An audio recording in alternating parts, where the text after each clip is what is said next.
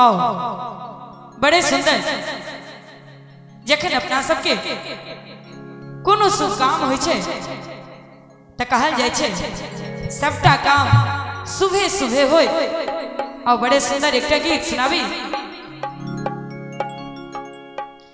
शुभ शुभ के लगन माँ सुबह हो सुबह सुबह बोलू दादा सुबह बोलू दादी सुबह बोलू दादा सुबह बोलू दादी सुबह हो सुबह हाँ सुबह हो सुबह आज मंगल के दिन माँ सुबह हो सुबह आज मंगल के दिन माँ सुबह हो सुबह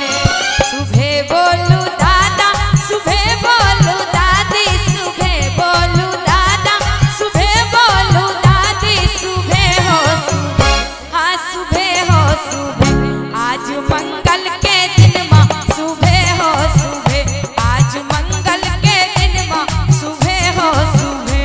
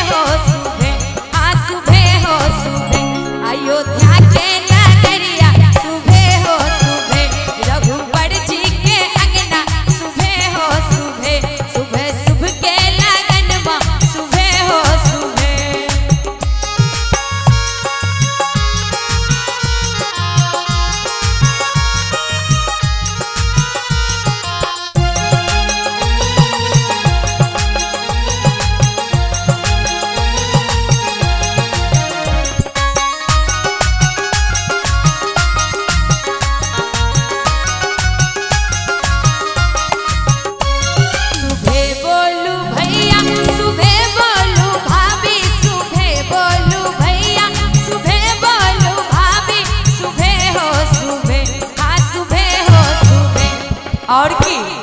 जखन अपना